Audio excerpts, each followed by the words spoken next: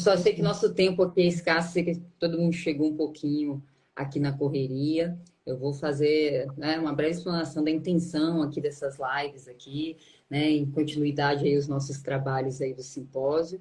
Acho que essa semana todos receberam aí o Conselho da Justiça Federal oficialmente, né, tornou público aí o caderno de enunciados, os nossos 29 enunciados e aprovados no segundo simpósio que aconteceu no mês passado. Acredito que bem antes até das publicações, né, da publicação efetiva aí dos cadernos, a gente já tinha bastante repercussão aí, em razão de todos os trabalhos que nós fizemos. E todo ano o simpósio ele apresenta temas e subtemas para a gente trabalhar, né, nas nossas comissões. Desde quando nós estávamos pensando a modelagem do nosso simpósio, a gente pensou sempre em dividir ali as comissões de acordo com o macro processo de contratações e agregar um controle, seja interno ou externo, para a gente compor ali o quadro ali de acordo com o macro processo de contratações públicas. Então, a dinâmica dos trabalhos é sempre estabelecida dessa forma e nós entendemos que depois, ali do simpósio, né, a gente ainda tem muito trabalho aí pela frente, depois da publicação dos enunciados. Para quem vem nos acompanhando aí, a gente ainda vai ter a revista do simpósio, a gente vem com as lives, depois a gente vai tratar aí de cada um dos enunciados que hoje já estão publicados pelo Conselho da Justiça Federal, no total de 54. Então, logo aí no site do Conselho da Justiça Federal, vocês vão poder ter o caderno compilado. A gente vai ficar atualizando todas as justificativas, acompanhando novas jurisprudências, para a gente poder revisitar ou reavaliar aí os enunciados, né? E este ano, aqui na comissão, que a gente trata de contratações, e quando a gente fala de contratações, a gente fala desde a construção do contrato administrativo até a sua execução, né? Por isso que nós temos aí a parte de gestão e fiscalização. E como é que se dá a nossa dinâmica? A gente estabelece temas e subtemas de acordo com os trabalhos que a gente vem executando com a Justiça Federal ao longo do ano, né? Então, nesse último exercício financeiro, nós avaliamos aí várias capacitações, as dúvidas dos tribunais regionais federais. Então, nós entendemos por bem trabalhar esse ano aí a mutabilidade dos contratos administrativos. Mas, em especial, os contratos de terceirização, né? Por isso, a gente prazer de convidar a professora Lindineide. Então, para aguçar as propostas de enunciados aí, nós entendemos por bem esse ano trabalhar aí as particularidades dos contratos com regime de dedicação exclusiva de mão de obra e, né, como subtemas aí, todos os aspectos de alterações contratuais aí com a nova lei de licitações. Então, acho que nós fomos bem representados aí nessa comissão com a presidência da professora Michele, a vice-presidência da professora Lindineide, e hoje estamos aqui com a nossa convidada especialíssima, né? Nathalie, fiz questão de agregar alguns convidados especiais aqui para as nossas lives, considerando que a gente precisa abrir a repercussão, né? Como que esses trabalhos também repercutiram para quem estava ali nas proposituras, para quem estava ali efetivamente nas discussões. Mas só antes da gente começar, só para a gente atualizar o que aconteceu com essa comissão, né? Nós tínhamos ali 65, né, participantes inscritos, efetivos e atuantes ali na nossa comissão. Nós tivemos 20 propostas de enunciados, né, praticadas aí pelo nosso público. E como é que foram divididas aí as propostas de enunciados? Nós tivemos 3 enunciados que foram afetos à construção efetiva das minutas contratuais, não foi isso, professor Lindney? Para avaliar ali requisitos, né, a possibilidade ou não de fixar salário acima do piso de convenção coletiva, né? Então, nós tivemos 3 enunciados que trabalharam nessa temática, 4 que foram afetos às atribuições de gestor e de fiscal de contrato, essa tão buscada segregação ali de funções, né, mas tão difícil de ser construída em razão do quadro, né, reduzido que nós temos de servidores aí nas nossas áreas administrativas. Tivemos também enunciados sobre a possibilidade ou não de retenção de pagamento, né, das empresas prestadoras de serviços. Nós tivemos 5 propostas de enunciados que foram afetas à construção de cláusulas de penalidades, né? Então, nós entendemos aí, por replicar esses enunciados que foram originalmente propostos na comissão 1, também na comissão 2, que trabalha aí na fase de planejamento da contratação, né? Nós tivemos também 3 enunciados, né, repercutindo aí as questões sobre acréscimos e supressões, né? Um texto até bem parecidos com o que nós já tínhamos aí, né, originalmente. Um sobre a viabilidade ou não de substituição do instrumento contratual propriamente dito, e um sobre equilíbrio econômico-financeiro. Então, essas foram as propostas aí dos nossos participantes nesses 20 temas aí para a comissão. Desses 20 temas aí, nossa presidente, nossa vice-presidente, aí, todos os trabalhos da comissões aprovaram 8 propostas que foram levadas a plenário, e dessas 8 propostas nós tivemos aí 5 aprovadas aí, que compõem hoje o caderno de enunciados do Conselho da Justiça Federal, na sequência do que nós já tínhamos do primeiro caderno. Então, o primeiro caderno, enunciados de 1 a 25, e os enunciados agora da comissão 1 então, estão compondo ali a numeração de 26 a 30 no novo caderno aí das propostas dos enunciados que foram aprovados. Mas antes de nós falarmos um pouquinho desses 5 enunciados aí que foram aprovados na nossa plenária, alguns enunciados deram muito trabalho aí para a nossa presidente, para a nossa vice-presidente, para todo o corpo de participantes. Foram muitos, eu sei que são temas importantíssimos, com muitas dúvidas de execução, vivência mesmo, as dificuldades que nós temos aí dos servidores que atuam no processo de contratações. Então, eu sei que alguns, apesar de não terem sido aprovados nem na comissão e nem na plenária, a ausência de aprovação se deu muito em razão da polêmica mesmo do tema e da dificuldade de ter um enunciado orientativo que pudesse abarcar aí todas as realidades, né, estruturais, né? Até porque, falando só de Justiça Federal, eu tenho realidades de sessões judiciárias de formas bem distintas, de TRFs também, a dificuldade de integração. Então, nós temos vários obstáculos aí. Eu acredito que muitos enunciados não tiveram a oportunidade de ser bem trabalhados ao ponto de conseguir dar um direcionamento, né, em razão de todas essas estruturas. Então, eu queria convidar vocês aí, eu separei alguns enunciados que foram trabalhados ali nas comissões, não tiveram oportunidade de serem discutidos ali na plenária, mas eu acho que merecem aí um pouquinho de destaque, né? Exemplo, nós tivemos ali a proposta de enunciado 7370, que ela não foi aprovada na comissão, então ela não foi objeto de submissão ali para o nosso plenário.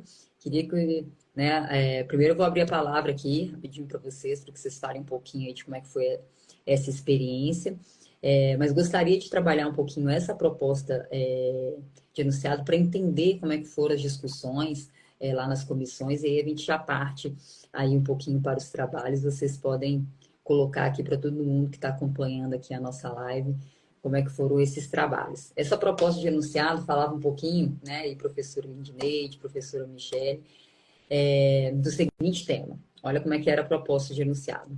Não constitui omissão, negligência, imprudência ou imperícia na atividade, né, fiscalizatória as atitudes baseadas em jurisprudências atualizadas sobre o tema, mesmo que ainda não sejam jurisprudências dominantes, né? Eu acredito quando o proponente coloca aqui para a gente, né, uma proposta de enunciado nesse nível, né, que não constitui uma negligência, uma imprudência, uma imperícia, eu acredito que é uma tentativa aí de afastar a culpabilidade nos atos que são praticados durante gestão e fiscalização contratual também, né? E aqui eu acredito que seja o proponente aqui, ele faz parte de um órgão que tem bastante carência, né, em manuais de gestão e fiscalização, porque a própria justificativa da proposta do enunciado trazia uma situação concreta. Eu acredito que era uma angústia ali realmente vivenciada na realidade de muitos órgãos, né? E aqui eu não estou falando nem só do Poder Judiciário, não. Eu acredito que realidades municipais e estaduais também com essas carências, uma carência de uma base estruturante que seja um normativo orientador de como realizar os trabalhos, uma carência de capacitação, uma carência de apoio da alta administração nos atos de gestão e fiscalização. Então, para mim, ficou nítido ali um pedido de socorro. Olha, eu estou executando gestão e fiscalização contratual, baseado, estou fazendo pesquisa, estou lendo jurisprudência, eu sei que a jurisprudência pode não ser dominante, mas eu estou aqui tentando fazer o meu papel.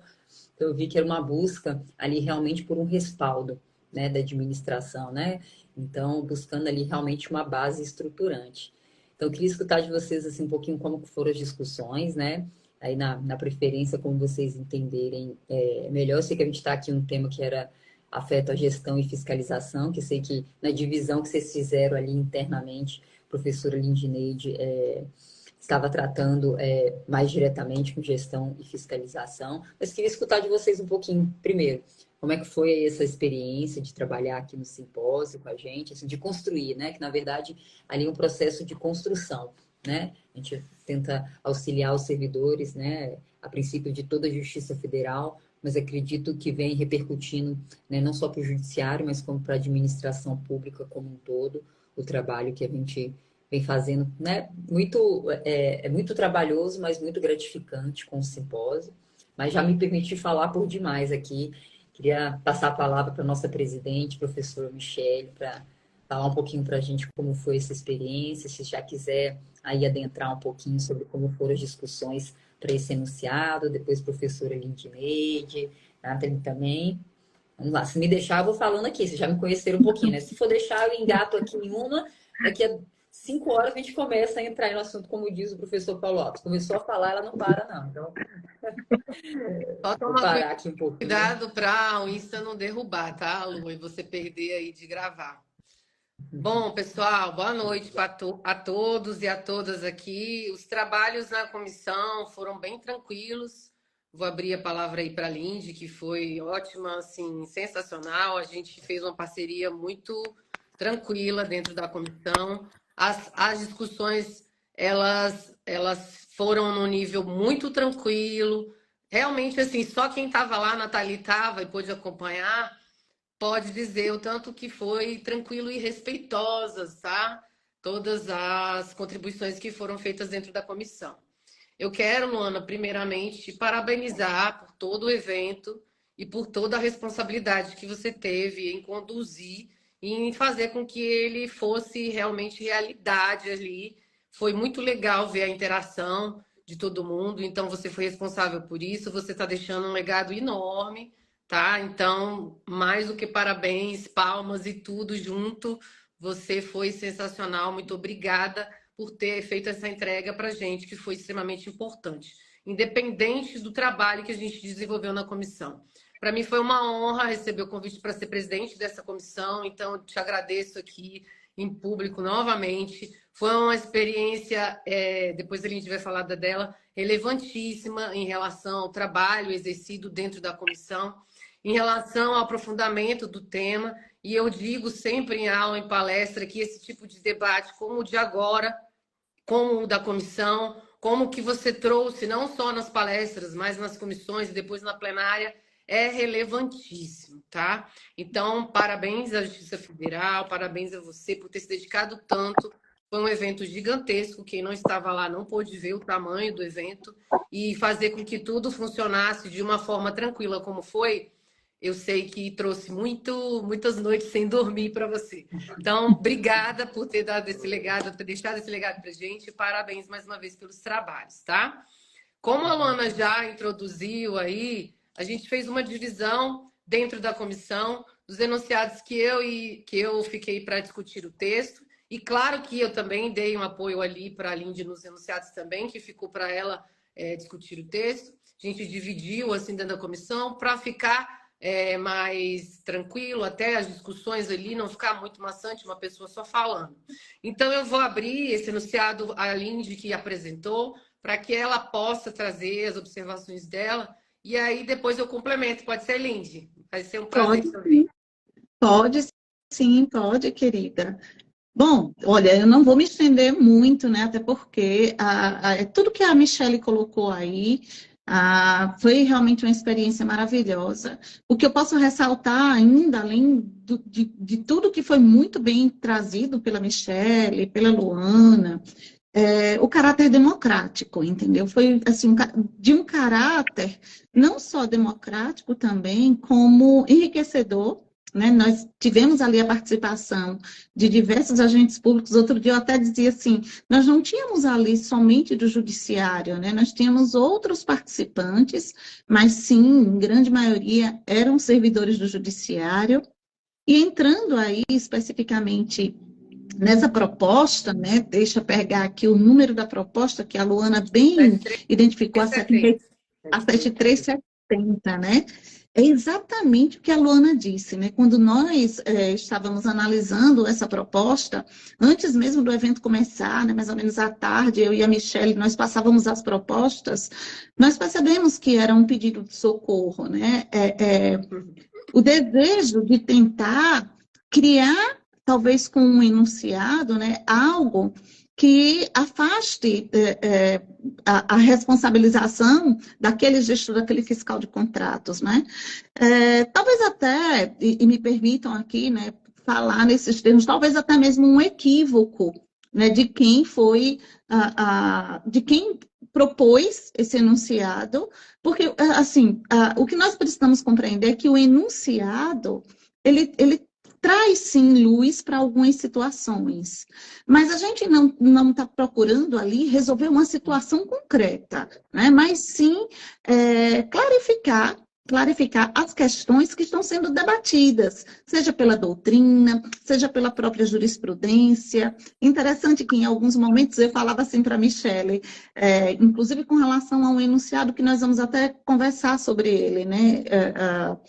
E que a Luana até já mencionou, enunciado que tratava sobre, especificamente, uma orientação normativa da AGU. E a Michelle dizia assim, nossa, mas a AGU já diz isso. E eu dizia, olha, Michelle, mas no judiciário é muito importante que a gente traga também esses entendimentos da AGU para fortalecer os entendimentos do judiciário. Então, o que eu queria dizer especificamente sobre essa proposição, né, é que nós compreendemos o recado, mas infelizmente ela não avançou. Talvez no futuro, né, e a Nathalie também participou das discussões, talvez no futuro quem foi o proponente possa melhorar nessa redação e, inclusive, no debate, na comissão temática, se avance. Outra questão muito interessante que eu gostaria de pontuar, e já passando a palavra para a Nathalie também, é que foi tão interessante, apesar de nós percebermos e sabermos que ali na comissão temática tinham servidores que eram proponentes, fizeram aquela proposição de enunciado, ninguém se manifestou. Ninguém se manifestou, cada um, né, teve a urbanidade de defender, e nós percebíamos assim que defendia com mais entusiasmo aquela posição. Mas quando chegava a Michelle, que explicava da parte dela, olha, gente, o caminho para isso aqui é esse aqui. Ou quando eu chegava e apresentava, gente, existem as questões também de se colocar em prática. Eles aceitavam prontamente e partíamos para a próxima. E aí eu já vou convidar a Nathalie para que ela possa também falar um pouco sobre essa experiência. Falar um pouquinho para mim, né, como foi estar do outro lado ali. E se você puder também falar aqui um pouquinho para a gente se é uma realidade que é vivenciada também no seu órgão, essas dificuldades de gestão e fiscalização, né? Que a justificativa do nosso proponente, ela me chamou tanta atenção por um grito mesmo de socorro, que ao final da justificativa dele ele coloca, olha, para mim, se a gente não definir essa questão, a gente vai acabar entrando naqueles conceitos que para ele, na proposta, são conceitos vagos, o que é um erro grosseiro, culpa invigilando, conceitos que são um pouco longe, né, do conhecimento dos servidores da área administrativa que atuam no processo de contratação. Até quando a gente vai definir negligência, imprudência, imperícia, né, nós temos as definições bem específicas na hora que a gente está tratando do direito penal, mas o direito administrativo ainda é um pouco estranho, né, aos servidores, principalmente em processos de responsabilização. Então, ainda é uma linguagem que ainda não é familiar. E para eles, né, para quem atua realmente, de repente se vê e se depara com, né, uma indagação de controle interno e externo, falando em erro grosseiro, em culpa e vigilando, ainda é uma realidade que ainda é muito, né, longe um pouquinho dos servidores. Então, Nathalie, fala um pouquinho para a gente como é que foi essa experiência, se é uma realidade também vivenciada aí por vocês aí. Então, assim, eu voltei para Aracaju maravilhada. Eu falei isso algumas vezes lá e repito aqui, acho que eu sou do Tribunal Estadual. Eu só ficava pensando, meu Deus, eu queria os meus colegas aqui, os meus colegas de assessoria jurídica, os fiscais e gestores de contrato, o pessoal do planejamento, porque assim, as discussões são muito ricas e ao mesmo tempo que eu saí muito feliz do que eu ouvi ali, do que eu vivenciei com vocês e com os outros professores, isso também, assim, eu cheguei angustiada, porque muito embora a gente, acho que é uma realidade do Brasil inteiro, nem todo mundo tem a possibilidade de se qualificar, nem todo mundo também tem a vontade de se qualificar, né? E eu que estou na assessoria jurídica, eu sinto muito isso, né? E gestão e fiscalização de contratos, eu já passei por 2 órgãos, né? Tratando especificamente de licitação, e eu vejo, assim, como as pessoas são carentes, né? E agora, assim, essa carência também não supre só fazendo consulta jurídica, as pessoas precisam querer aprender, precisam querer entendeu? Então, assim, joga pra gente uma responsabilidade que não é nossa, né? A gente não vai abrir a cabeça de ninguém, colocar lá, né, no HD. Então, assim, quando eu li também essa proposição, eu pensei a mesma coisa que vocês, com o pedido do socorro, né?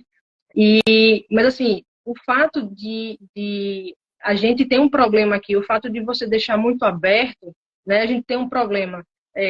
Pegar uma jurisprudência que não é dominante, muitas vezes as pessoas olham só a ementa, não leio o teu inteiro do acordo, não sabe se aquilo foi num caso concreto ou não, né? E aí é muito arriscado. Por mais que o servidor aqui, talvez ele tenha tido a intenção de eu quero melhorar, né? Eu tenho uma vivência diferente no meu órgão, eu acho que se eu pensar fora da caixa, eu vou trazer mais eficiência. Mas existe um risco muito grande, porque você não sabe como é que o órgão de controle vai pensar, né?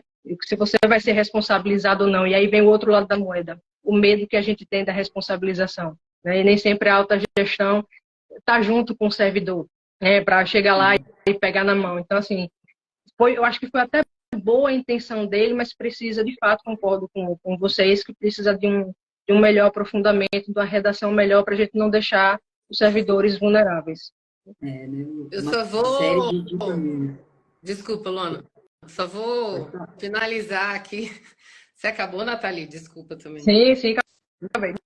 Vou pegar seu gancho, porque na justificativa, essa proposta foi rejeitada por 56 votos. Foi bastante, tá, Luana?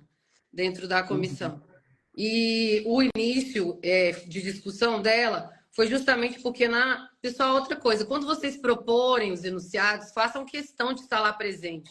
Porque teve pontos que a gente precisava de esclarecimento da pessoa que propôs e ela não estava lá. E você tem uma responsabilidade enorme por esse enunciado que você está propondo.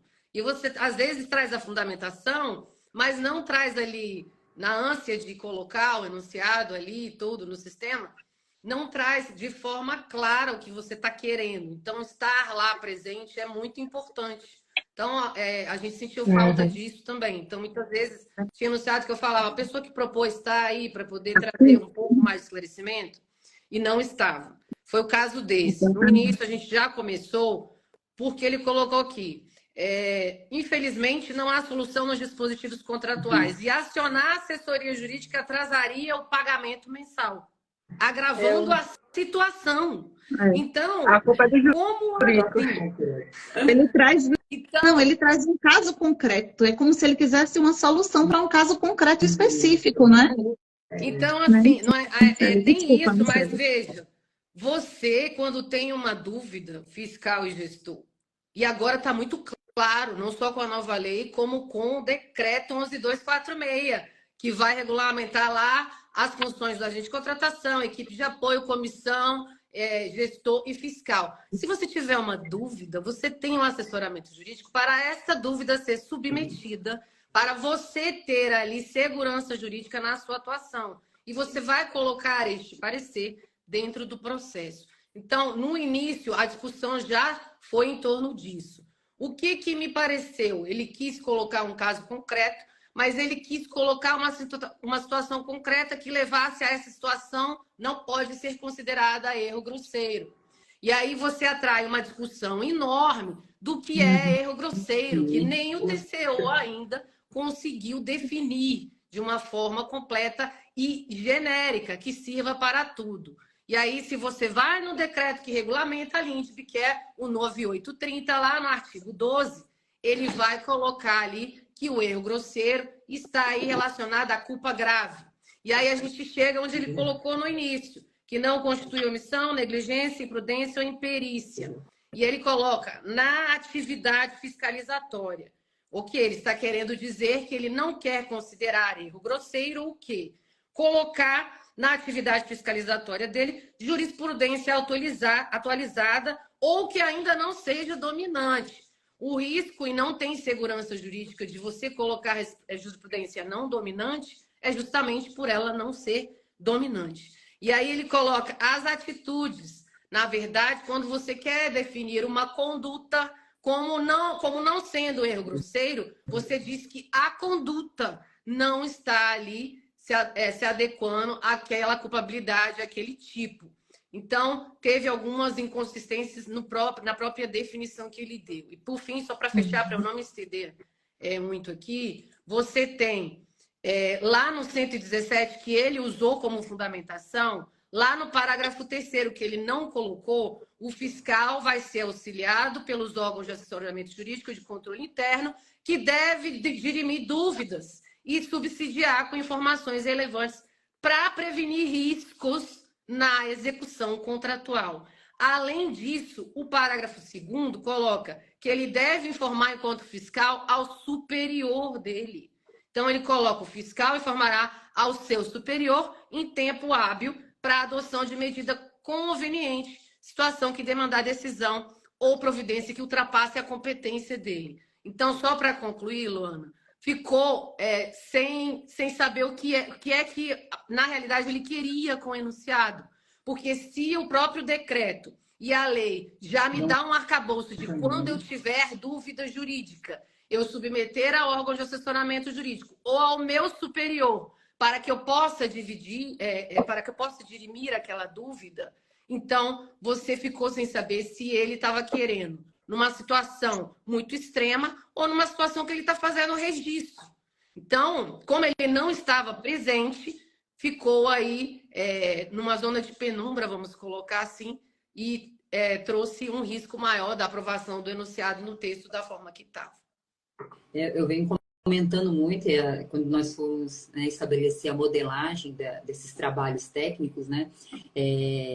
Na primeira edição do simpósio, conversando com os meus colegas, o corpo de servidores que atua hoje no macro processo de contratações, na realidade, nossa, aqui não, acredito que não seja só de Justiça Federal, ainda não se sente imbuído de fazer parte de processo decisório, fazer parte, né, de toda a construção do entendimento. Eu venho falando muito com os servidores. Não há especialista melhor do que aqueles que atuam no dia a dia. Né? Então, desde o primeiro simpósio, a gente tinha um receio de não ter uma participação muito ativa, e quando vocês, muitas vezes, nas comissões estão colocando, quem foi o proponente, ainda há certo receio de, inclusive, falar, olha, a proposta foi minha. Ainda há um receio, né, do corpo de servidores que atua na condição com vergonha, administrativa. Né? Sim, quando, na verdade, você está trazendo contribuição, falando, olha, a proposta foi minha intenção foi essa. Sim. E, de repente disso, você pode até lapidar para que possa sair uma proposta até que vá fazer total diferença ali no dia a dia dele, né? E aí ele fica com vergonha, eu concordo com você, às vezes de até se identificar. Mas assim, a gente já teve um salto de unidade, assim, do primeiro simpósio para o segundo, a quantidade de propostas de enunciado quase praticamente duplicou, né? Nós já tivemos muitas discussões mais internas nas comissões temáticas. Eu acredito que com o tempo a gente vai tendo ali todos os servidores se sentindo imbuídos nisso, entendendo que aquela proposta dele reflete diretamente na sua atividade. Aqui a gente vê um nítido conflito, situação que ele vive de ordem prática. Olha, eu preciso pagar essa nota fiscal, se eu ainda vou encaminhar para a assessoria jurídica, isso vai trazer morosidade, eu vou deixar de fazer o pagamento. Então ele está falando dos desdobramentos de uma rotina dele, que muitas vezes, né, sobrecarregada, com excesso de processo, quantidade diminuída de servidores, traz tudo isso. Mas a proposta de enunciados, ela visa realmente aí trazer para os servidores um direcionamento, uma orientação, não para resolver situações pontuais e concretas que a gente tem realmente, né, o texto da 1403 trazendo para a gente de forma expressa, nos auxiliando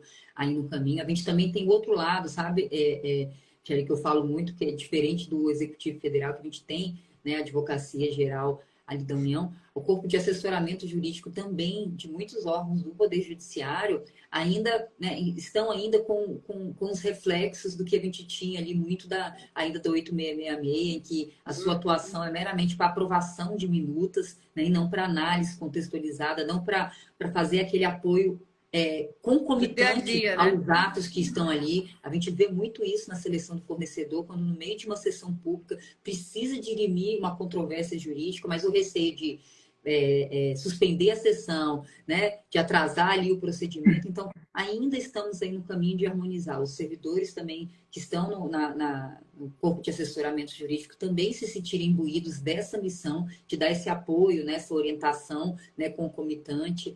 Aí os servidores também de buscar esse apoio, né, entender que ele faz parte efetivamente do processo e que ele serve mesmo para otimizar, né, o processo e dar maior segurança para os atos que vão praticar ali naquele momento, sem transferência de responsabilidade. Luana, também vejo alguns servidores nisso. Agora a assessoria jurídica está com dúvida, manda para a assessoria jurídica e volta. Não é só assessoramento, é consultoria também, né? Então é consultoria e assessoramento. Eu já tirei dúvida de pregão correndo, o pregão acontecendo por WhatsApp, não precisou suspender. Então, assim, é o assessoramento diário, a cultura que você vai ter que criar também, principalmente com a nova lei.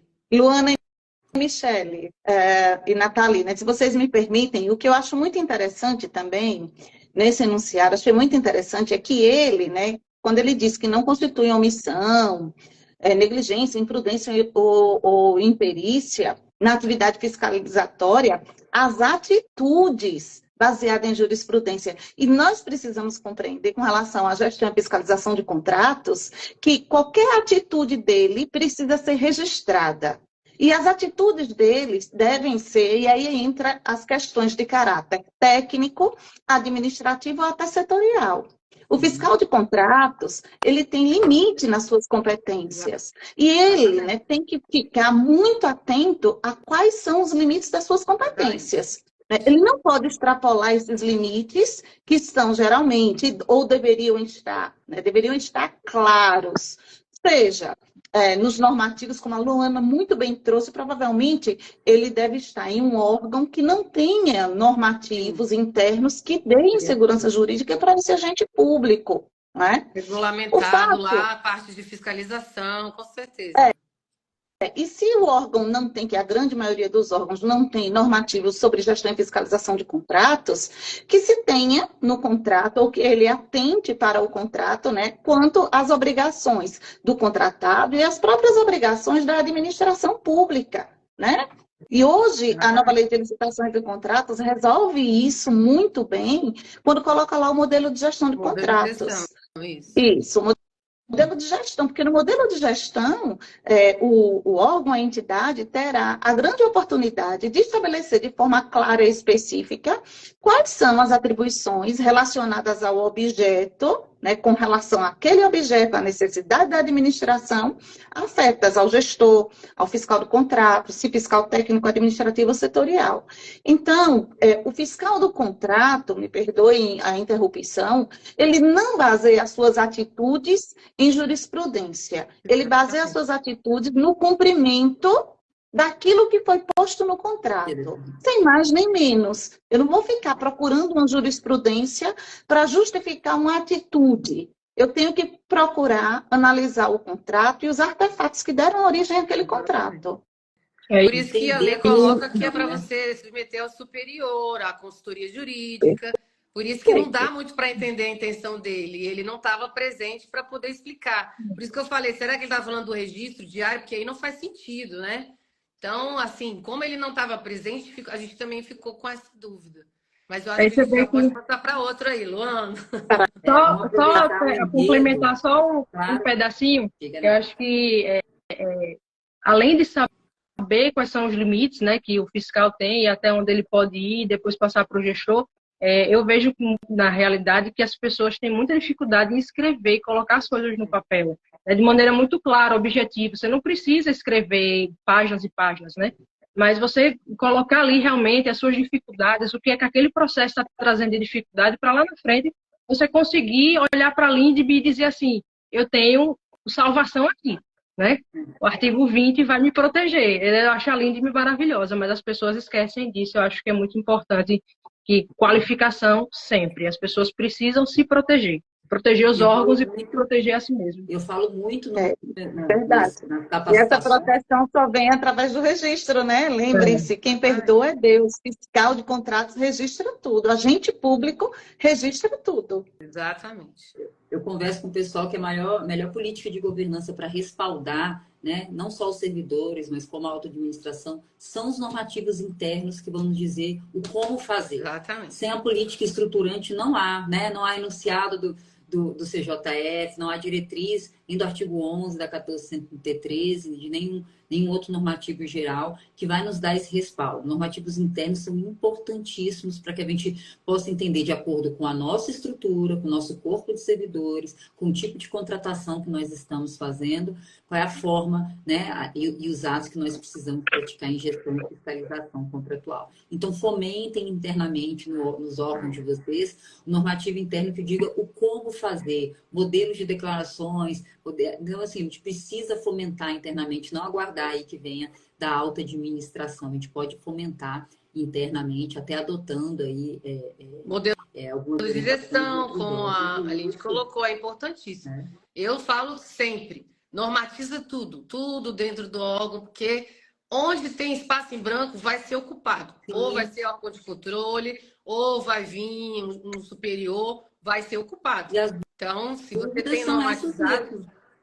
Né? Perdão, professora. Não, porque as dúvidas são realmente os gargalos da nossa legislação. Então, a legislação, de uma forma geral, nos diz o que fazer, mas o como fazer depende muito da nossa estrutura, né? Interna. E vamos aproveitar que a gente está falando aí, a proposta desse enunciado foi para tentar evitar um processo de responsabilização. Vamos falar de um outro viés de responsabilização aqui, que são as cláusulas de penalidade. A gente teve uma proposta de enunciado, que foi a 7342, que até foi aprovado dentro da comissão, né? Mas quando submetida ali ao plenário, ela ainda não atingiu o quórum suficiente para que, né, fosse materializado o enunciado da Justiça Federal. E a proposta dizia o seguinte, ó: os limites percentuais sobre o valor do contrato licitado ou celebrado na contratação direta, estabelecidos no parágrafo 3º do artigo 126, são aplicados apenas às multas de caráter compensatório. Né? Hoje eu sei que nós temos aí muitos órgãos de administração com posicionamentos bem distintos sobre a interpretação do parágrafo 3º, né, do artigo 156.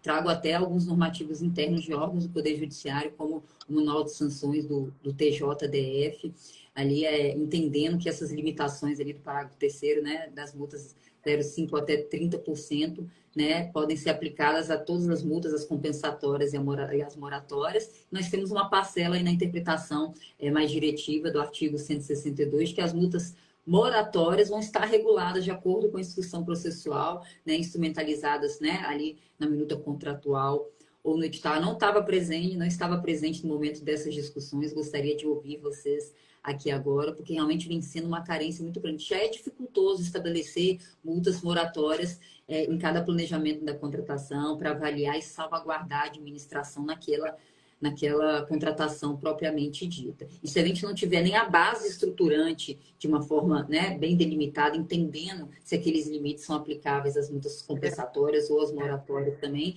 vai ser difícil a gente avançar um pouquinho. Então, eu queria ouvir vocês, né, da professora Michele aí, que acho que deve ter direcionado ali as discussões na comissão, não estava presente, então queria ouvir de vocês aqui agora. Acho que esse foi meu, não foi, Michele? Foi, não lembro. Acho que estava no momento ali. Porque nós tivemos uma divisão, né? Acho que foi até, né, dos meus. Sabe que eu não lembro mais, Lindy, mas se você quiser falar, pode falar. Não, o que eu tenho para dizer, né, e já pega um gancho em tudo isso que a Luana trouxe aí sobre essa questão das multas compensatórias e das multas moratórias. Sim, existe sim essa discussão relacionada aí aos limites de percentuais estabelecidos no parágrafo 3º do artigo 156. Eu, particularmente, fiquei muito triste com a não aprovação em plenário deste enunciado, porque eu achei a proposta de enunciado boa, interessante. Achei que nós temos, sim, alguns problemas relacionados às contratações diretas, principalmente porque no ato, né, de convocação, geralmente não se trata de forma muito clara sobre as multas compensatórias e as multas moratórias. Então, eu achava, assim, que, de uma forma geral, essa proposta de enunciado, inclusive, ela foi muito bem votada na nossa comissão. Não sei se a Michelle anotou aí a quantidade de votos, ela foi votada, bem votada, na nossa comissão, e nós ficamos assim, poxa vida, não passou.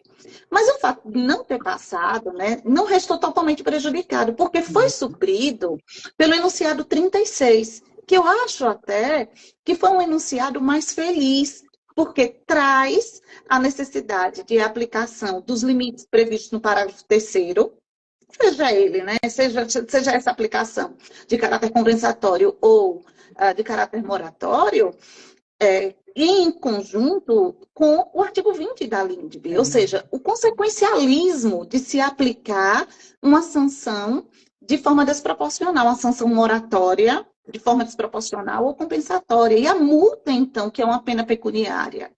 Mas volto a dizer, né, como eu comecei a minha fala, que o grande problema que nós temos é em analisar e fazer dosimetria. Se o agente público não está preparado sequer para instruir um processo sancionatório, imaginem, pessoal, para fazer uma dosimetria. Uma dosimetria.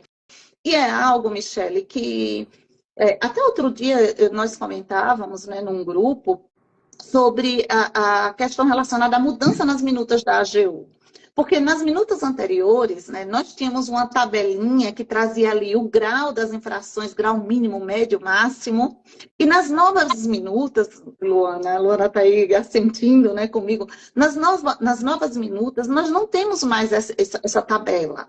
Mas nós temos, né, sim, na forma trazida pela 14.133, os critérios que nós devemos utilizar durante a aplicação das sanções, que entra a razoabilidade, a proporcionalidade, o dano causado à administração pública, entre outros critérios. Isso é fazer dosimetria.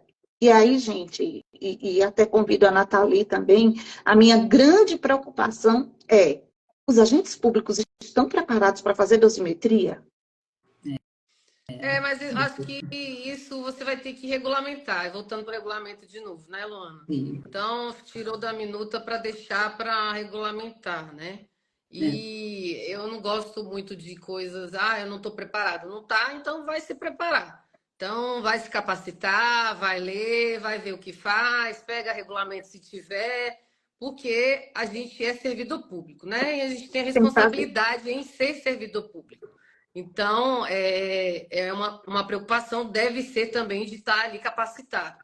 Essa história de limite em multa, principalmente moratória, é antiga, né?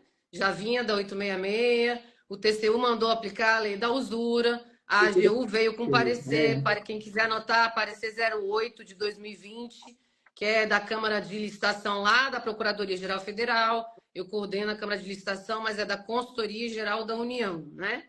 Que faz assessoramento para a administração direta, ministérios, presidência da República. A Procuradoria-Geral Federal, que faz assessoramento para a administração direta, tem a Câmara de Licitação deles. Esse parecer foi da Câmara de Licitação da Procuradoria-Geral Federal, e aí ele veio dizendo o contrário do que estava dizendo o TCU. Olha, não vamos aplicar a lei da usura para a multa moratória, né? Por quê? Ele veio dizendo lá, a principal função da multa moratória é garantir indiretamente o cumprimento da obrigação principal. Então, o limite da cláusula penal é o valor da obrigação contratada, que está no 412 do Código Civil. Isso para a multa compensatória, né?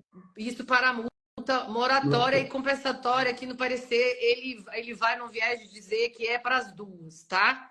Só que essa era a discussão que tinha lá na 866, tá? Agora, passando para a nova lei, acredito eu que ela poderia ter sido trazido melhor expressamente isso nos dispositivos da própria lei. Mas aí, como a Lindy bem colocou, a gente, na hora do plenário que foi rejeitada, a gente até olhou para uma para outra e falou, que pena. Por quê? Por mais que tenha essa discussão, se vale também os limites para a moratória ou para a compensatória, eu poderia, numa interpretação, como fez o parecer da PGF, considerar que na moratória o limite ali é o que foi contratado para que eu não tenha uma espécie de confisco ou algo nesse sentido.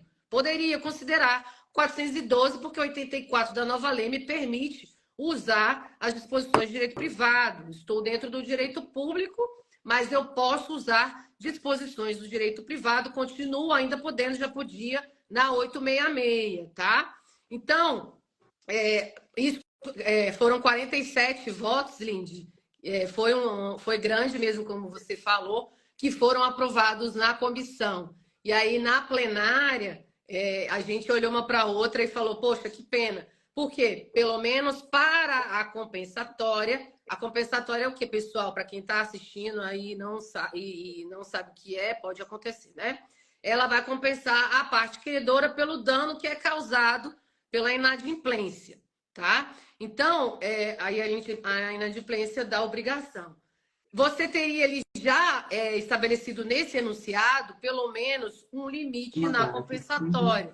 E você agora não tem. E vai continuar toda a discussão, tá? E aí, para a moratória, eu poderia aplicar o limite da obrigação contratada do 412 do Código Civil, por exemplo, tá? Então, por isso que a gente achou uma pena ali, olhou uma para a outra, eu e a Lindy, e falamos, não é possível que não tenha ali...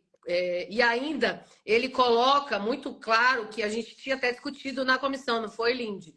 Que ele colocou ou celebrado com contratação direta, que não está de forma expressa no texto legal. Então, a gente já teria um ganho de trazer isso para entendimento da contratação direta e para a multa compensatória estabelecer aquele limite.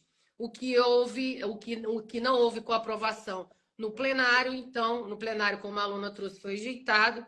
E aí eu senti falta no plenário, talvez, e a aluna até depois explicou e fez uma parte lá, quem estava presente, da gente ter a mesma oportunidade que tem na comissão de fazer pelo menos uma pequena introdução para explicar ali o enunciado, para que quem estivesse na plenária pudesse entender até qual foi o nível de discussão que teve na comissão, para até determinados enunciados que foram mais debatidos e mais discutidos, trazer uma clareza ali na hora da votação plenária. Mas a Lona tratou disso lá na plenária e até falou que estava recebendo e estava aberta, de forma muito, muito aberta ali a receber sugestões para que possa ir.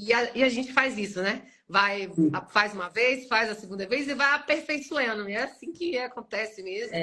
E está tudo bem. Eu senti falta também ali, também no momento ali da plenária. Claro que a gente precisa manter a imparcialidade, mas fiquei... não sei qual é a palavra que eu posso utilizar para demonstrar assim, há muita carência, assim, a quantidade de propostas de enunciados, tanto na comissão 1 como na comissão 2, que fala dos artefatos do planejamento da contratação, deixou nítido para mim a carência no tema de sanções contratuais, né?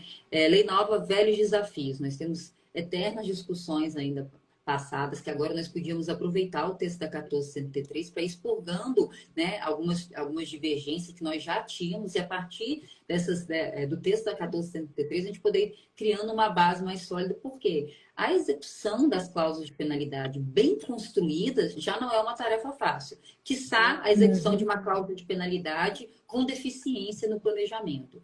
Então, é passo a passo. Nós temos ainda divergências conceituais, divergências se a gente pode acumular multa moratória com compensatória. Antigamente, se eu ia aplicar o limite da lei de usura ou não. A gente já teve situações aqui, de um lado estava os órgãos do judiciário, a Justiça Federal propriamente dita, do outro lado também a administração pública com cerco, que se vincula a pareceres da AGU. Imagine no conflito de conceitos quando você tem a administração dos dois lados. Então, a gente precisa dessa integração. A administração precisa, né, falar a mesma língua para o planejamento e para a execução. Então, aqui eu senti falta da aprovação realmente desse enunciado, porque pelo menos uma etapa para a construção, né, uma base para a construção, a gente já ia ali poder pelo menos entender como superados. Então, esses limites que, ao meu entendimento, eles se aplicam a multas compensatórias, as multas moratórias, o artigo 162 vem assim que deixar, ao caso, a situação propriamente dita ser construído nos artefatos. de planejamento da contratação. Então, foi uma oportunidade ali de pelo menos um quesito de uma matéria tão complexa que já nos é difícil, né, na caminhada, a gente poder ter ali mais salvaguardado. Mas, tanto que a matéria é complexa, a divergência, porque nós tínhamos ali na plenária tantos servidores em que trabalhavam na construção, outros que trabalhavam na execução, outros que julgam as situações concretas. Então, não é fácil estabelecer um conceito, né, uniforme e um público que nós tínhamos ali dentro da plenária. Mas eu sei que a gente vai evoluindo e cada vez mais a gente vai sentir a necessidade de ter essas orientações traduzidas realmente em enunciados, né, e nas nossas jurisprudências de uma forma mais concreta. Eu acredito considerando que a gente que talvez a interpretação tenha sido, se eu aprovar desse jeito, vão dizer que só vai ser para compensatória, e aí eu acho que eles nem tiveram tempo, Michele. Eu acho que eles não processaram da forma que nós tivemos tempo de processar na comissão. Na plenária foi muito rápido, ele passou de uma forma muito veloz. Quando se deveria ter o cuidado, né, de se fazer a reflexão, como você já trouxe, inclusive na plenária. Porque nós perdemos, e acho que foi até uma fala mesmo do professor Paulo Alves, porque nós começamos a perder enunciados importantíssimos, e este era um deles. Porque ele resolvia a questão ligada à contratação direta de uma forma ampla, pelo menos para o Judiciário Federal, né, de uma forma ampla, e trazia aí a questão da multa compensatória, que é a mais gravosa de todas.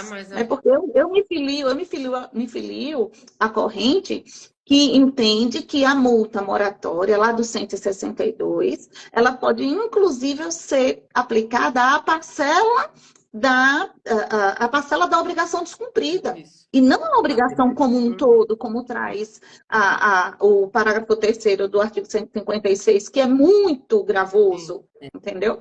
Mas é isso que eu acho que nós passamos muito rápido neste momento, mas depois acho que seguramos no freio, compreendemos...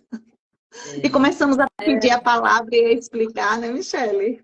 Sim. Não é fácil não estabelecer um contexto, né? Por exemplo, quando a gente mesmo que a gente conseguisse ter essa base aqui auxiliar, estruturante, com um enunciado como este aprovado, em situações concretas até a gente estabelecer. Eu tenho inexecuções parciais que me geram também multas compensatórias, que esse patamar mínimo de 0,05% sobre o valor do contrato é totalmente desarrazoado, a depender do que é ali a inexecução parcial. Então, assim, aqui era o momento de a gente estabelecer uma base, não quer dizer que essa base iria salvaguardar e resolver todas as situações de gestão aí em caso de eu acho que não é fácil, né? A interpretação foi que não vai resolver tudo aqui, vai ficar a moratória fora. Ainda não.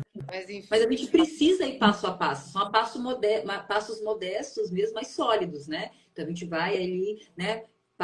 Partindo primeiro da construção da cláusula, depois pensando, né, no momento da execução, enfim, né? Mas acho que oportunidades aí não vão faltar, e assim como ainda foi o segundo aí simpósio, eu sei que agora imbuídos de tudo, né, de toda, né, a intenção do que está por trás aí para as próximas edições, a gente vai ter aí discussões mais aprofundadas e tenho certeza que vai ser bem melhor. Mas foi sensacional. Você trouxe ainda essa integração com a administração, tinha lá judiciário com a AGU, tinha servidor ali presente, tinha advogado privado, tinha tribunal de contas, fez uma colaboração aí que eu sou totalmente favorável à administração pública de colaboração, foi sensacional. Eu vou falar da vivência mesmo, porque nessas capacitações que a gente vem ministrando em país como todo, uma experiência que eu tive ministrando um curso no Tribunal de Contas de Pernambuco, mesmo falando de um tema altamente técnico, que é a pesquisa de preços, a gente tinha ali dentro da capacitação controle interno, externo, execução e alta administração, e um curso altamente técnico. E a integração que foi movimentada ali me gerou toda essa necessidade de ter essa integração mais macro, foi partindo daquela capacitação, daquele modelo de integração, verificando ali, quem vai te auditar, quem vai te assessorar juridicamente, está tendo a mesma orientação de quem vai executar. Sim. Isso é importantíssimo, né? Então, acho que isso já seria um ganho. Isso já seria um ganho de trazer um entendimento desse dentro do judiciário, que já poderia direcionar para outros órgãos também. Enfim, O eu que que a Nathalie fiquei falou? triste de ter sido rejeitada na plenária. Eu e a Lindy, a gente olhou uma para outra. Ó, o que a É, Nathalie ali na falou plateia. tem muito. Quantas pessoas, né, quantos servidores chegaram para mim ao final do simpósio? Eu queria que meu chefe tivesse aqui para ouvir. Eu queria que o servidor da área de execução tivesse aqui. Eu queria que todo mundo ouvisse, porque a minha voz parece que lá dentro, né? Eu brinco muito, grito mudo, né? A gente tem um grito muito mudo ainda nas áreas administrativas em razão das atividades finalísticas, né? Dos órgãos da administração pública. Mas, né, com o tempo a gente precisa se fazer, né, ouvir. Há várias formas de se fazer ouvir, né? Eu acho que, né, propostas de integração como essa são enriquecedoras, né? E eu acho como a Nathalie falou para a gente, poxa, eu queria que os meus colegas estivessem aqui, mas todos nós somos replicadores de toda a experiência que nós vivemos ali no simpósio. Cada servidor que estava ali presente, ele é a voz ali para o seu órgão, para trazer todas as discussões. É por isso que o simpósio ele é gravável, ele é auditável, então nós temos todas essas discussões. E por mais que tenhamos, né, enunciados que não tenham sido aprovados na plenária, só a discussão, a proposta dos enunciados, as justificativas, as orientações e as palestras que nós tivemos, a condução dos presidentes e vice-presidentes já podem fazer que o olhar interno dos órgãos da administração pública possam fluir melhor para essas temáticas. Então, assim, eu não tenho dúvidas que foi ímpar ali aquele momento, tanto que nós tivemos esses 5 enunciados que foram ali aprovados, e esses que foram aprovados são situações que são controvertidas ainda que são vivenciadas internamente em pontos de conflitos para os órgãos da administração pública. Algumas que, né, a depender do órgão, falam, nossa, mas como a proposta enunciada que nós tivemos ali, que foi o enunciado agora colocado como 26, que fala ali para a gente que o instrumento contratual ele pode sim ser substituído quando a gente estiver falando de inexigibilidade. Para alguns pode parecer, mas não é óbvio. Não é essa a realidade, nem essas interpretações Não é. do nosso corpo de assessoramento Exatamente. jurídico. Então, muitas Exatamente. questões eu sei que, como base, a gente já pode ali entender que foi, né, que foram bem alcançadas, porque não é a realidade para todos. Então, essas 5 propostas de enunciados que foram aprovadas, essa que foi a proposta 26, os outros 2 enunciados, que foram 27 e 28, que refletem posicionamentos que a gente já tem da Advocacia Geral da União, agora de uma forma mais diretiva para os órgãos, né, da Justiça Federal, ali do Poder Judiciário, que também podem se salvaguardar deles. E uma outra proposta enunciada que eu queria tratar com vocês, é que a gente já está entrando aqui no momento da live da Comissão 2. Já tentei até aceitar os outros professores, falei, quem sabe a gente já não faz o terceiro simpósio agora. A gente já chama os meninos, faz o terceiro simpósio, que deve estar acontecendo aqui no meu WhatsApp. Mas tem uma proposta de enunciado que ela não foi aprovada porque ela é tão dificultosa, a gente queria. Todo mundo queria que esse enunciado fosse aprovado, mas ainda entendemos que não há maturidade suficiente para falar Eu queria acréscimo e supressão sabe? em contrato por demanda variável. É uma realidade, a gente precisa trabalhar isso de uma forma mais objetiva, mas, né, a nível de enunciado. Professor Paulo disse que está aqui lá na espera. Na espera. Olha, esse enunciado, Luana, especialmente, foi o enunciado, foi a proposta de enunciado treta, né? A Michelle sabe, né? Porque foi o que foi que ensejou mais discussões e, como você bem trouxe, né? Nós não temos maturidade para tratar de demanda. Do contrato por escopo também.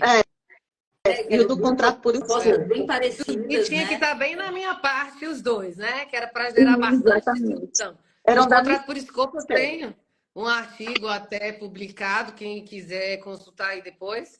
E o enunciado específico do contrato por escopo, eu vou falar rapidinho aqui, porque você não está nele, Luana. Mas o enunciado específico do contrato por escopo, ele trazia ali na questão da prorrogação automática do 111, que você poderia adotar aditivo ou apostila, acho que era algo nesse sentido, né, Lindy? E aí, toda a discussão que gira em torno deste artigo é porque ele traz essa questão da prorrogação do 111 da nova lei que eu estou falando, tá? Só para as pessoas se localizarem. Ele traz essa questão da prorrogação automática. Então, tem alguns defendendo que não precisa de aditivo e tem outros defendendo que sim, que ainda precisa de aditivo agarrado na 866. Então, o enunciado em si, a proposta vinha trazendo aditivo ou apostila, tá? E aí, o pessoal rejeitou no sentido de ainda estar constando lá o aditivo, e aí talvez trazer ali uma regra, um entendimento ainda agarrado na 866, que a regra geral continua sendo aditivo, quando na verdade a lei falou de prorrogação automática. Mas esse específico da demanda variável foi uma discussão na comissão, porque a Lindy tinha uma opinião e eu tinha outra. Para mim tinha que estender, não só na variável, tá? Quem já me viu falando sabe que eu defendo que em limite de acréscimo e supressão de 125, se for consensual, na minha opinião, pode ultrapassar o limite ali de acréscimo e supressão. Inclusive dos 25% e dos 50%, sim, na minha opinião, tá?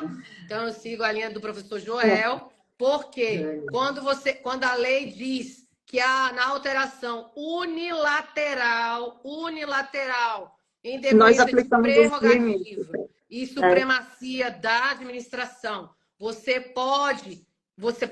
deve, enquanto contratado, ter que aceitar 25 e 50, ela diz que você é obrigado a aceitar 25 e 50 na unilateral. Mas ela não diz que é proibido, isso eu não concordo com o que estava na justificativa. Ela não diz que é proibido na justificativa ou no comentário aqui da própria coordenação. Ela não diz que, ultrapassando o limite de 25 e 50, na unilateral, você é impedido de fazer a alteração, tá? Essa é uma lei dialógica, é uma lei que está mudando, sim, concepções. Eu vivo dizendo isso em aula e palestra. A gente vai ter um novo marco de licitação? Vai, dependendo do quanto a gente vai se desagarrar do regime anterior. Então, vamos desagarrar, não tem aquela propaganda do desapega, e fazer uma nova construção com um novo olhar aqui, que sou eu, que é a Luana, que é a Lindy, que é a Nathalie, que são quem está nos tribunais, quem está na advocacia pública, são os aplicadores que vão dar a cara da nova lei. Então, se você continua ainda apegado a entendimentos que são da 866 e não consegue enxergar a concepção da nova lei, que é dialógica, que é de consensualidade, que é de trazer a LINDB para dentro dela, no artigo 5º está lá a LINDB, então a gente vai continuar agarrados a certos conceitos, tá? Mas basicamente entender que ela traz ali a obrigatoriedade da unilateral no 25 e 50, me traz a possibilidade do que ultrapassar isso, a gente de forma consensual acordar qual vai ser o percentual de acréscimo. E o que vai controlar, Luana? A motivação. Então, a motivação, o nexo causal entre o fato que gerou e o que eu estou motivando dentro do processo, que vai estar lá no processo, que é isso, o controle vai na motivação, para saber se o percentual ou não seria ok ou não. O que não faz sentido é eu não fazer um acréscimo que eu preciso para fazer todo um novo processo licitatório que tem todo um custo transacional e pode me levar como resultado a contratar mais caro do que se eu tivesse feito o acréscimo. Pensar na eficiência, né? Ô, Luana e Michele, né? A nossa divergência, inclusive, né, foi com relação a essa a proposta de acórdão ter trazido a demanda variável. Né? Já estamos virando acórdão, né? Acórdão não, desculpa. A proposta de enunciado. A proposta de enunciado. Eu adorei o acórdão, lindo. A proposta de acórdão. Não, eu estava tão fixada. Estava tão fixada na fala da Michele, né, que me veio aqui acórdão na mente, porque a Michele, né, realmente ela foi realmente muito entusiasta dessa proposição, né? Mas o que acontece? O que eu vislumbro? Eu também tenho o entendimento que a Michele Marie tem, e tenho dito nas minhas aulas, né, a professora Michele Marie, que é o entendimento trazido pelo professor Joel de Menezes Niebu, que nas alterações consensuais, qualitativas e quantitativas, justificadamente, motivadamente, decorrente de fato superveniente, com análise da assessoria jurídica, é possível sim se superar os limites estabelecidos no 125 da Lei 14.133 e até no 65 da Lei 8.666.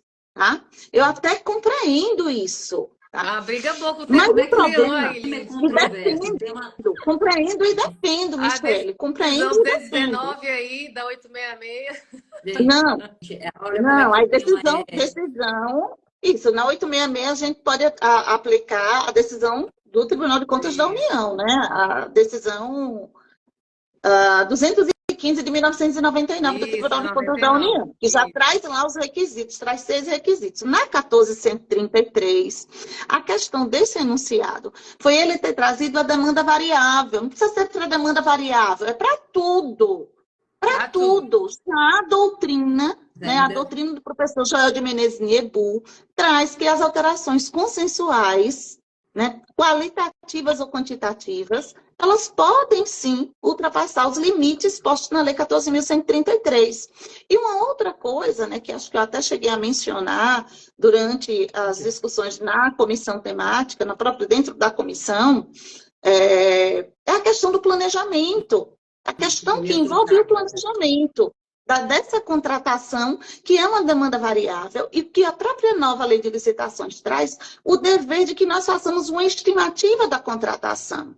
Aquilo que extrapole essa estimativa de contratação ou os fatos supervenientes, né, que gerem um impacto, nós vamos tratar essas situações da forma que a Michele muito bem colocou, de forma consensual, trazendo o fato superveniente, os motivos que vão justificar o nexo causal e de forma muito bem fundamentada e mais, Michele, de forma razoável e proporcional e não irresponsável. Isso, porque eu até entendo, isso é um raciocínio que o professor Rony Charles traz de uma forma claríssima, que nós precisamos ter muito cuidado com esse tipo de situação para não acabar gerando algumas ilegalidades, porque alguns podem se aproveitar, né? E nós sabemos que no Brasil há uma desvirtuação de alguns entendimentos. Então, a gente precisa mesmo refletir um pouco mais sobre isso aí. Mas eu já digo aqui, não é que eu entenda de forma diferente da Michele, não. Muito pelo contrário, nós entendemos no mesmo sentido. Mas quando entrou demanda variável, eu confesso que me deu um arrepio e eu não concordo com essa questão ligada à demanda variável, porque nós temos um dever de planejamento, nós devemos que fazer uma estimativa dos quantitativos e o que fugir dessa realidade, qualquer que seja o tipo da demanda específica, demanda que você tem um quantitativo exato ou variável, se for uma alteração quantitativa ou qualitativa consensual, motivadamente se extrapola os limites. Olha só, eu acho que já poderia ter dado aí desculpa, Luana, só concluir. Aqui, com esse enunciado, já poderia ter um avanço aí, porque ele está se aplicando só a demanda variável e a gente poderia continuar com a discussão aí para passar para tudo e quanto é tipo de contrato.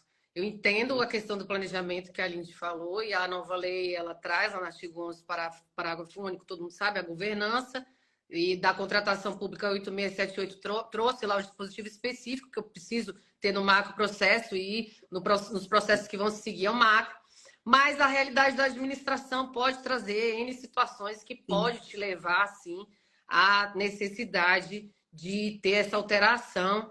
E por isso que eu defendo aí com tanto vigor, ainda vou escrever um artigo sobre isso para deixar registrado meu posicionamento, Luana.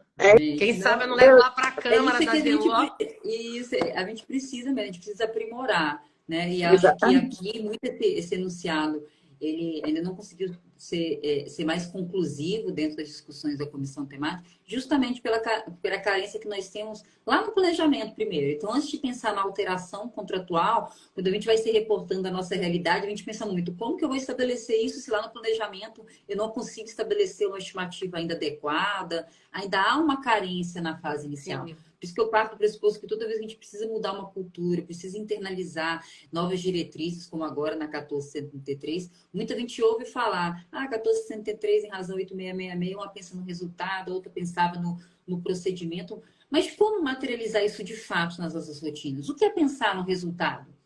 São propostas de enunciado como esse, como materializar aquela diretriz do parágrafo único do artigo 11 de forma concreta no meu dia a dia. Concreta, como exatamente. fazer o servidor pensar naquela sua atividade como resultado. Porque se a gente for pegar a literalidade do que muitos até professores colocam ali nas suas palestras diariamente, pensar só em atender o resultado independe do meio.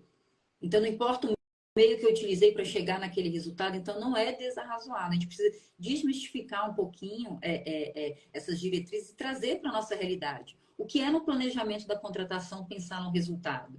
O que é lá na fase de seleção do fornecedor pensar no resultado da contratação? E a gente ir trabalhando isso dia a dia, construindo. É um processo de construção para que a gente possa aí atender as diretrizes da Você 1403. usar eficácia e eficiência também, né? A teoria dos 4 E's. Coloquei isso lá na palestra do simpósio. Eu preciso atender eficiência, eficácia, efetividade e economicidade. Né? Eu preciso trabalhar essas definições na minha atividade, seja ela qual for, dentro do marco processo de contratações. Isso é muito importante. E o resultado na execução contratual também, né, Luana? Mas é importante trazer a questão da mudança de cultura, né? Porque a gente vai ter que ter uma virada aí de chave. E pensar em planejamento, porque o professor Paulo e o professor Renato vão me matar aqui. Eles estão aqui, eles já estão aqui.